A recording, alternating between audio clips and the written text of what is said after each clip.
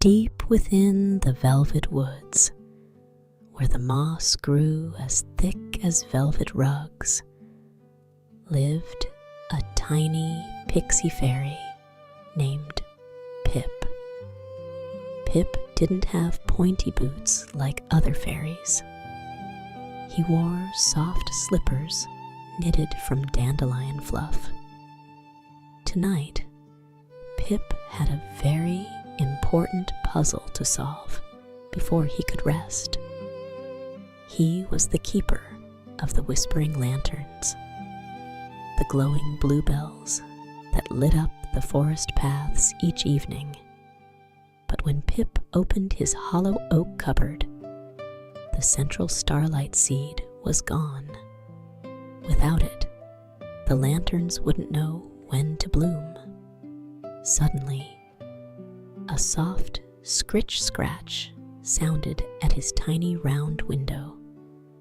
Looking out, Pip saw Barnaby, the sleepy, round-bellied field mouse.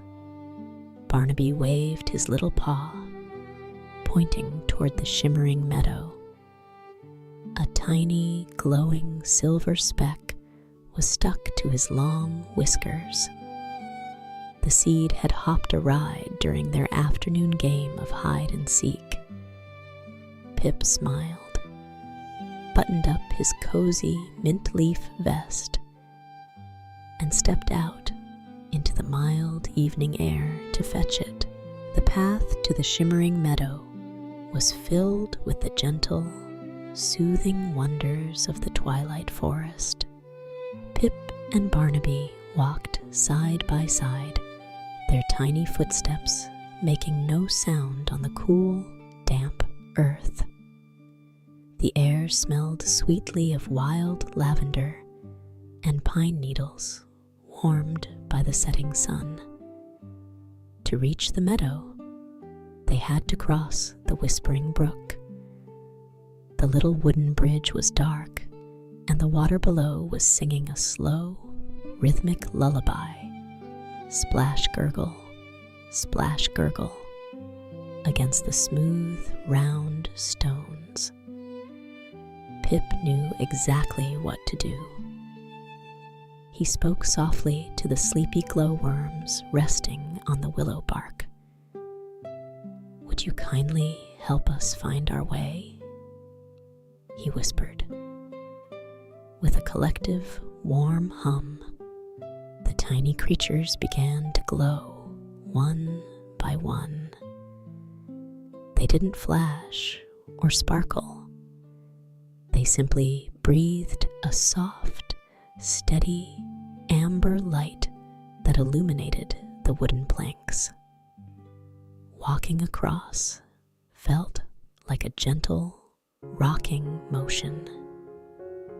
At the edge of the meadow, Barnaby happily wiggled his whiskers, letting the cool Starlight Seed drop safely into Pip's warm palm. It felt perfectly smooth, radiating a faint, cozy warmth. Pip tucked the seed into the center of the largest bluebell, and instantly, a wave of soft, sapphire light rolled across the forest floor. The lanterns were awake, guiding everyone home.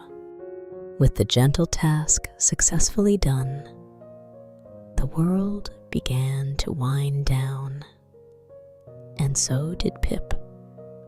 A soft, warm breeze drifted through the branches, carrying the scent of chamomile.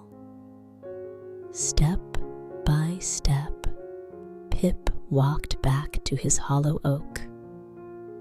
Sweeter and sweeter, the crickets sang. Quieter and quieter, the forest became. Pip climbed the tiny wooden spiral stairs to his bedroom. He slid into his bed, which was piled high with cloud-soft cotton blankets. He pulled the covers up to his chin, feeling completely safe, completely warm, and wonderfully tired. And step by step, quieter and quieter, into the cozy night they went. Pip closed his eyes, listening to the steady, rhythmic hush, hush, hush of the wind through the leaves. His breathing became slow and deep. The darkness wrapped around the velvet woods like a protective velvet cloak. The bluebells glowed dimly, turning themselves down like little nightlights. Pip's small hands relaxed. His eyelids grew heavy, so very heavy. The fairy world was at peace, and Pip drifted into a deep, beautiful sleep.